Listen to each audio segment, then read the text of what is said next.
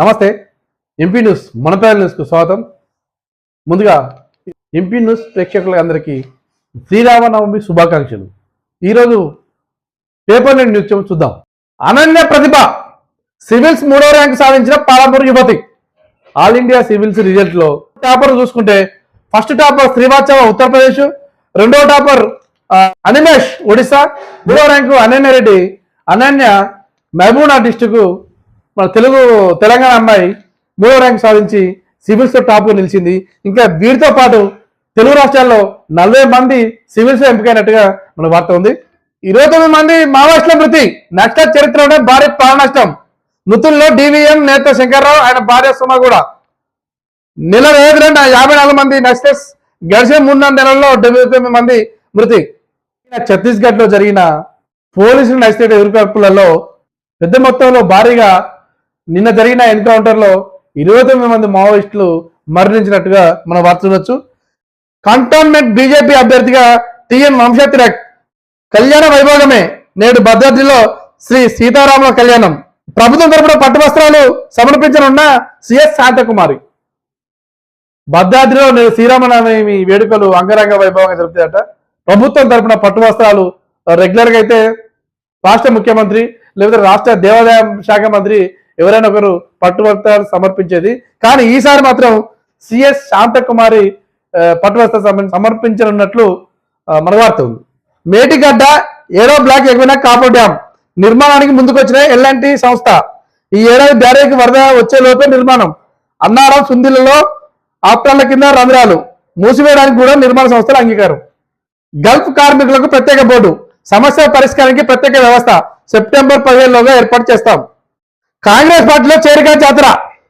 అస్తంగుడికి వెనుకపాచారి Rajeswara Rao, Rangareddy DCCB chairman Sattaiah.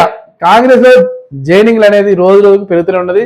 మొన్నటికి మొన్న కవి గాయకుడు ఏపూరు సోమన్న జాయిన్ అయ్యిండు. నిన్న డిసిసిబి రంగారెడ్డి జిల్లా చైర్మన్ జాయిన్ అయ్యిండు. వీళ్ళంతా జాయిన్ అవుతుండ్రు.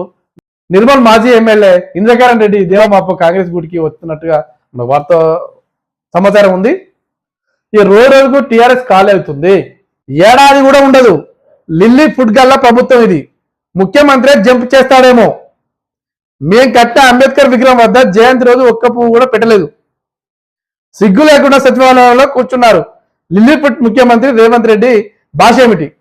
కేసీఆర్ అంటాను ఈ ముచ్చట్లు. ఏంటి రేవంత్ రెడ్డి భాష ఏంటి అని చెప్పేసి ఈయన చెప్తాడు. ఇక దొంగ అన్నట్టుగా ఈయనే చేస్తాడు. ఇంతకుముందు భాష తెలంగాణలో తిట్ల భాష తీసుకొచ్చింది ఎవరే అని ఒక చరిత్ర రాస్తే అందులో ఫస్ట్ పేరు ఎవరిది ఉంటుంది? కేసీఆర్ ఉంటుంది. ఈయనే తిట్ల పురాణం ముందుకేసి ఉద్యమంలో ఉన్నప్పుడు తిట్టిళ్ళంటే లఫుడుగాళ్ళు, కుక్కల కొడుకులు ఇవన్నీ తిట్టిళ్ళంటే జనాలు కూడా నమ్మిళ్ళు. సరే లంగవతంగా పోనీ మనం ఉద్యమం అయితే ముందు పడాలి ఎవరైతే అని చెప్పేసి అనుకున్నారు. ముఖ్యమంత్రి అయినా కూడా అదే తిట్ల ముందుకేసుకొని తిట్ట రికార్డులన్నీ యూట్యూబ్లలో ఉన్నాయి. ప్రాబ్లం లేదు దాంట్లో. అది మర్చిపోతాడు. అక్కడ ఎక్కడ లేవుగా నేనే ముఖ్యమంత్రి, నేనే షేర్ ఖాన్, నేనే తోపు అన్నట్టుగా అవి తిట్లన్నీ ఈయన తిట్టే అసలే గుర్తుండయి. ఇప్పుడు ముఖ్యమంత్రి భాష ఏంది అని చెప్పేసి అంటాడు. మనం ఇంకో ముచ్చట ఏమంటాడు? ఏడాది కూడా ఉండదు. ఇదేమన్నా చిన్న పిల్లాడు కూడా నవ్వుతాడు ఈ ముచ్చట మాట్లాడితే.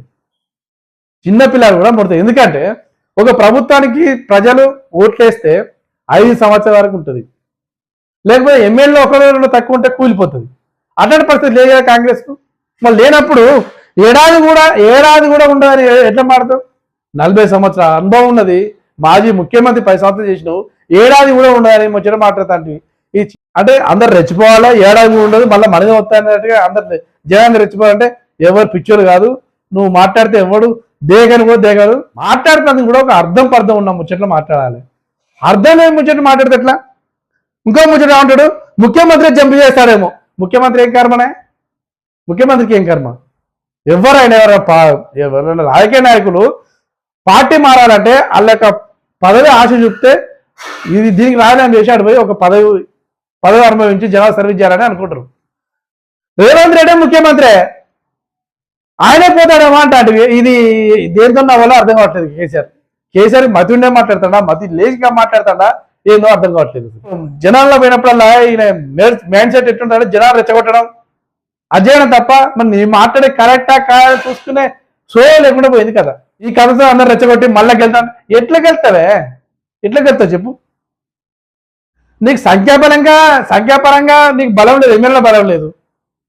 నువ్వు ఏ రకంగా చూసినా కూడా ఒక్క సీట్ కూడా గెలవదు నీది. నువ్వు ఎట్లా రెచ్చగొడితే జనాలు? అంత సీన్ లేదు. ఇంకా రోజు ఒక్కొక్కరు కాంగ్రెస్ పార్టీ జాయిన్ అవుతాను. ఇంకా రంగారెడ్డి జిల్లాలో కూడా నిన్న మొత్తం రంగారెడ్డి జిల్లా ఒకటైనా గెలుతా అనుకున్నారు. ఇవాళ రేపు అది కూడా గెలవనట్టు కనపడుతుంది. ఎందుకంటే వాళ్ళు ఉన్న వాళ్ళు మొత్తం కాంగ్రెస్ జాయిన్ అవుతారు. వాళ్ళ నోట్లు మొత్తం మళ్ళీ కాంగ్రెస్ పడతాయి. నీ ఎట్లా గెలుతావు? సంఖ్యాపరంగా చూసుకున్నా కూడా నీకు ఎమ్మెల్యేలు లేరు. ఏ పరంగా చూసుకున్నా కూడా ఒక ఎంపీ సీట్ కూడా గెలిచే ప్రసక్తి లేదు. ఇంకా గెలవాలంటే జనాల కోసం పోవాలి తప్ప ఈ 5 సంవత్సరాలు ఏడా ఉండదు. ఈ ముఖ్యమంత్రి చంపాయితేమో ఏం మాట్లాడే పెట్టేది రెచ్చగొడతాం, ఆ విధంగా రెచ్చగొడతా అంటే ఎవరు రెచ్చిపోతే సిద్ధంగా లేరు. నీ పని అయిపోయింది, నువ్వు ఇంట్లో కూర్చుండే బెటరు. ఒకవేళ నీ ఒకటో రెండో గెలిచినా, ఒకటో రెండో లోక్సభ ఎంపీ సీట్లు గెలిచినా కూడా నువ్వు ఏం చేస్తావు? ప్రధానమంత్రి కాలేవు కదా. ఆ ఒక సీట్తో నువ్వేం దేశాన్ని ఉద్ధరించేది ఏం లేదు కదా, రాష్ట్రాన్ని ఉద్ధరించేది ఏం లేదు కదా. ఏమైనా ఉద్ధరించాలంటే నువ్వు ముఖ్యమంత్రి అయ్యి చేస్తే ఉద్ధరించాలి. అదే 10 సంవత్సరాలు నువ్వేం చేయాలని తెలిసి నిన్ను మూల పడేసిండు. మళ్ళీ ఎంపీ సీట్కి వెళ్తాడు. ఏం చేస్తావు? ఎంపీ సీట్ గెలిచి ఒక్క సీటు గెలవరు. ఒక్క సీటు గెలిచినా కూడా ఆ ఒక్క సీటుతో ఈ కేసీఆర్ చేసేది ఏముండదు. మళ్ళీ ఇంకో ముచ్చట ఏంటంటే ఇది టీఆర్ఎస్ తెలంగాణ రాష్ట్ర సమితి అనేది జనాల్లో నాటుకపోయింది. మన రాష్ట్రం మనదని. నువ్వు టీఆర్ఎస్ గురించి బీఆర్ఎస్ అన్నప్పుడు నీ పని అయిపోయింది. మేము తెలంగాణ కోసం కొట్టడం మీ ఒక్కడమే. టీఆర్ఎస్ పుట్టింది అందుకు, బీఆర్ఎస్ పుట్టింది అని అంటాడు. అదే మతుడి ముచ్చటేనా అవి? బీఆర్ఎస్ పుట్టింది అన్నప్పుడు టీఆర్ఎస్ పుట్టింది దానికోసం, టీఆర్ఎస్ పేరు ఎట్లా ఉండని చెప్పేసి ఆ ముచ్చట్లు మాట్లాడు. టీఆర్ఎస్ పేరు తీసేసి బీఆర్ఎస్ పెట్టినావు. ఇక నువ్వు తెలంగాణకు కొట్టాడుతా ఎట్లా నమ్మను? నేను నమ్మరు. అయిపోయింది. 10 సంవత్సరాలు నేను చూసిన జనాలు నీ సంగతులు ఏంది, నువ్వు ఇచ్చిన హామీలు ఏందని చూసిళ్ళు. మళ్ళీ కొత్త ఏమంటున్నాడు? మేము కట్టి అంబేద్కర్ వైపు పూజాడు. అంబేద్కర్ జయంతి రోజు ప్రతి ఊళ్ళల్లో విగ్రహాలు ఉన్నాయి, ఫోటోలు ఉన్నాయి. ఫోటోలు అనేది పోయి దండేసి ఆయన ఉత్సవాలు జరిపినా కూడా జరిపినట్టే. నువ్వు కట్టే కాడికే పోవాలని రూల్ ఏం లేదు. నువ్వు 10 సంవత్సరాల కడతా అని చెప్పేసి ఎన్నికల ముందు హడావుడు కట్టి ఇక ఏదో దళితుల కాడ చేసినట్టుగా బిల్డప్లు ఇస్తాంటివి. ఏదైనా సెంటిమెంట్ రాయించాలి, ఏ రకంగా రాయించాలనేదే ఆలోచన తప్ప జనాలు చేసే కార్యక్రమాలు ఒక్కట్లేదు లేదు. ఈ మాట ఏంది? నువ్వు ఆ మాట ఈ మాటలన్నీ నీకు వర్తిస్తాయి కేసీఆర్. ఈ ముచ్చట్లు మొత్తం నీకు వర్తిస్తాయి. ఉల్టా మాట్లాడడం, జనాలు రెచ్చగొట్టడం. అసలు మీరు రమ్మంటే రాడు. 6 నెలలు అలమనుకో 6 నెలలు బయటకు వచ్చే బాపోతే కేసీఆర్. ఈయన మనకి చెప్తున్నాడు, మనం వినాలన్నట. ఈ 10 సంవత్సరాలు నీ చేసిన కథలు అన్ని జనాలు రికార్డులో మెదడులో పెట్టుకున్నారు. నువ్వు చేసేది ఏం లేదు. నీ పని అయిపోయింది. నీ పార్టీ రోజు జారిపోతారు అందరూ. కాబట్టి నువ్వు చేసేది ఏం లేదు. నువ్వు ఎక్కడ ఎంత మురుకున్నా గీ పెట్టినా కూడా జనాలు వాళ్ళ మైండ్లో ఫిక్స్ చేసిందే ఓట్ చేస్తారు తప్ప నువ్వు చెప్పింది వినరు. నీ పని అయిపోయింది. ఇవి 20 వార్తలు.